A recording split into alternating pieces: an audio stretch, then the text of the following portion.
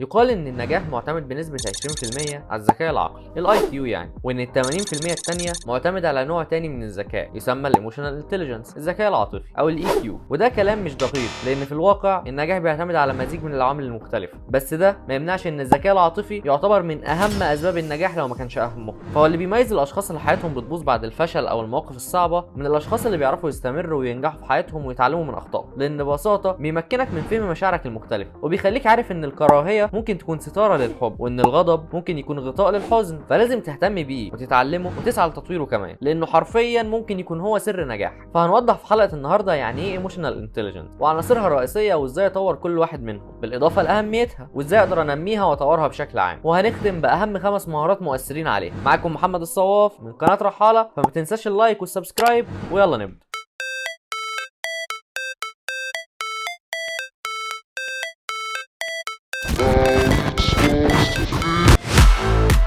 في البدايه كده خلينا نعرف يعني ايه ايموشنال انتليجنس. فالقدره على التحكم واداره عواطفك وفهم مشاعرك ومشاعر من حولك، وده بيتحقق من خلال التعاطف مع ذاتك ومع الاخرين. والذكاء العاطفي بيساهم بشكل كبير قوي في التطوير الشخصي والمهني والنجاح في جميع جوانب حياتك، وده لانه مهم جدا وبيمكننا كمان من بعض الحاجات زي التعامل بفاعليه مع العواطف وتحقيق التوازن بين العقل والعاطفه وفهم مشاعرنا ومشاعر الاخرين والتفاعل معها بشكل صحيح ومناسب. وهي مكونه من 5 عناصر رئيسيه، لو عرفتهم وقدرت تتحكم فيهم هتلاقي حياتك اتغيرت للاحسن حرفيا. فتعال نوضح انواع الايموشنال انتليجنس وازاي اطور كل نوع منهم. فهي مكونه من 5 عناصر رئيسيه زي ما وضحنا: سيلف اويرنس، سيلف ريجوليشن، سيلف موتيفيشن، امباثي، وسوشيال سكيلز. فتعال نوضح كل عنصر منهم بشكل اكتر من التفصيل، ونبدا بالسيلف اويرنس، الوعي بالذات، وعيك بنفسك يعني. ونقدر نعرفه كالتالي: هو القدره على التعرف على مشاعرك وعواطفك الخاصه وفهمها وفهم تاثيرها عليك وعلى من حولك، بالاضافه لفهم نقاط ضعفك ونقاط قوتك. فنقدر نلخص التعريف في 3 نقط رئيسيه: 1 التعرف على مشاعرك وعواطفك، 2 فهمها وفهم تاثيرها عليك وعلى من حولك، 3 فهم نقاط ضعفك ونقاط قوتك. وعشان تقدر تطور الوعي الذاتي عندك فلازم تبدا تلاحظ مشاعرك على طول اليوم وكل حاجه بتحصل حواليك وتعاملك معاها ازاي عشان تفهم نفسك ومشاعرك اكتر.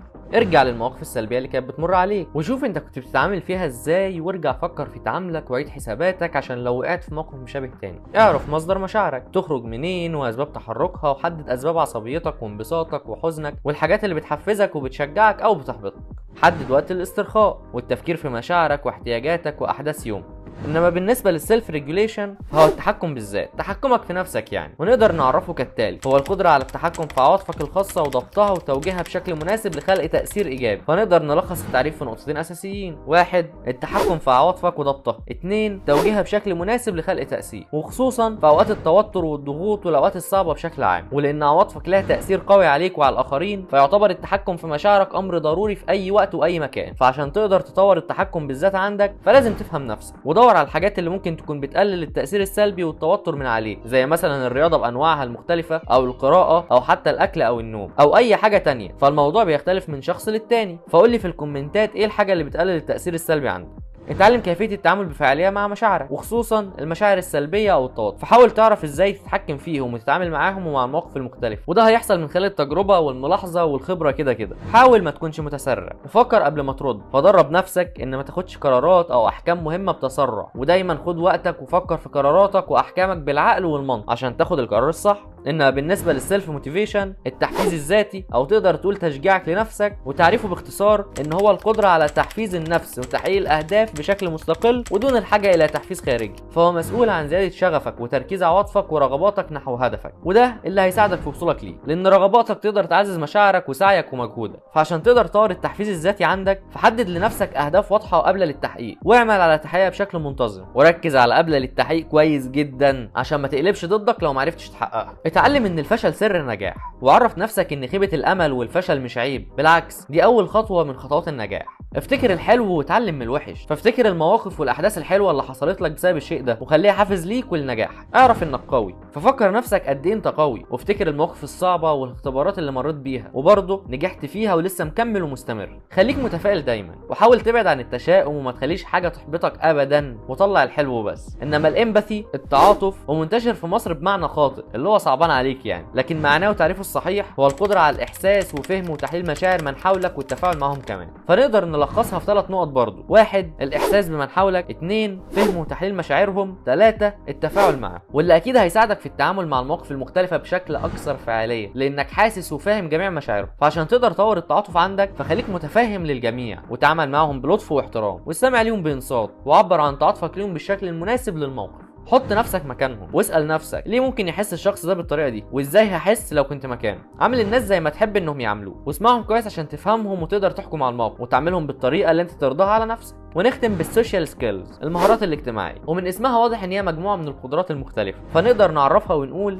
ان هي القدرات اللي بتساعدك في بناء علاقات جيدة وناجحة مع الاخرين والمحافظة عليها، واللي اكيد امتلاكك ليها هيساعدك جامد. زي مثلا انه هيساعدك في الاستماع بشكل فعال فتفهم اكتر، والتحدث بطريقة تعبر بيها عن مشاعرك بشكل افضل، وكمان بتساعدك في حل النزاعات بشكل اكثر فعالية. والمهارات الاجتماعية بتتمثل في مجموعة واسعة من المهارات، وبتشمل 5 مهارات اساسية، هما مهارات التواصل واتكلمنا عنها في فيديو سابق تقدر ترجع له، بالاضافة لمهارات زي التعاطف وفهم الاخرين، وكمان ادارة النزاعات، وبناء علاقات مستدامة وصحية، وتعزيز التفاهم الاجتماعي. فتطويرك ليها معتمد على تطويرك للمهارات دي، وده اللي بنوضحه في السلسلة الخاصة بالسوفت سكيلز. فتابعنا عشان يوصلك كل جديد. واظن يا صديقي من الجزء اللي فات ظهر اهميتها في بعض الحاجات، زي فهمك لنفسك ولغيرك، والتحكم في مشاعرك وافكارك، وقدرتك على تحفيز نفسك، وقدرتك كمان على التعاطف والاحساس بغيرك، والتعامل مع الاشخاص والمواقف المختلفة. ودي مش كل اهميتها، فتعالى ازيدك من الشعر بيت ونتكلم اكتر عن اهمية الايموشنال انتليجنس. فهي زيها زي الكوميونيكيشن سكيلز، بتعزز التواصل الفعال والتفاهم العميق، ومن غير ما تجرح مشاعر حد، والناتج من قدرتك على التعاطف وفهمك لنفسك ولغيرك، والتحكم في عواطفك، وغيره من مهارات تانية كمان. وعشان كده فهي بتساعد في بناء علاقات قوية ومؤثرة، لانها بتمكنك من التعامل بفاعلية مع الاخرين وفهم مشاعرهم واحتياجاتهم. وبسبب كده برضه فهي سبب في تعزيز العلاقات الشخصية او المهنية، سواء في العيلة او مع اصحابك او زمايلك في الشغل. فهي بتساعدك على فهمك لمشاعرهم وتعبيرك عن مشاعرك، وتحسين قدرتك على حل النزاعات والتفاهم. فبالتالي هتساعدك على تعزيز القيادة وتنمية الفرق والمجموعات، لانها بتمكنك من فهم الجميع بوضوح، واللي هيساعدك على اقناعهم بافكارك ورؤيتك والهامهم. كمان يعزز القدرة على التحكم في مشاعرك من الضغوط والتوتر، وكمان تعزز الاستقرار العاطفي، واللي هينتج عنه انه هيساعد في اتخاذ قرارات صحيحة، وبيساهم في تحسينها كمان نتيجة لفهمك لنفسك والمشاعر. وبالتالي كل ده هيساهم في تحقيق النجاح الشخصي والمهني، لانها بتساعدك على الفهم والتعبير عن افكارك ومشاعرك ورؤيتك بوضوح.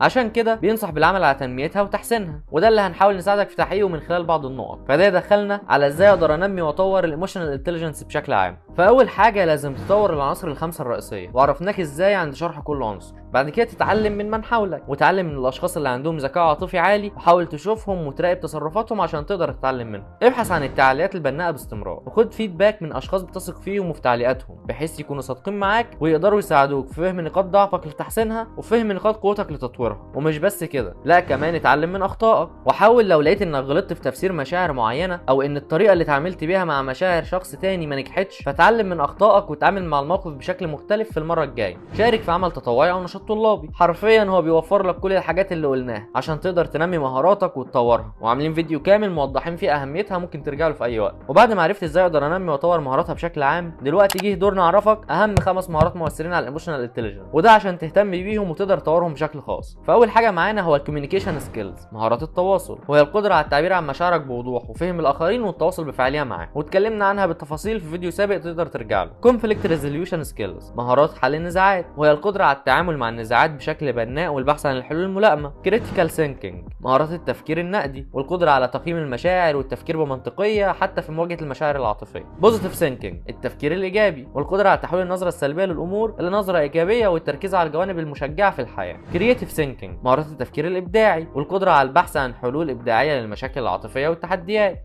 فتطوير ال5 مهارات دي هيساهم بشكل كبير في تعزيز الذكاء العاطفي عندك، وتحسين القدره على فهم واداره المشاعر بشكل افضل. وبكده يبقى وصلنا لاخر حلقتنا. اتمنى ما اكونش طولت عليك، وانتظرونا في الحلقات اللي جايه، وافتكر ان بدايه رحلتك دايما هتكون من هنا. مع السلامه.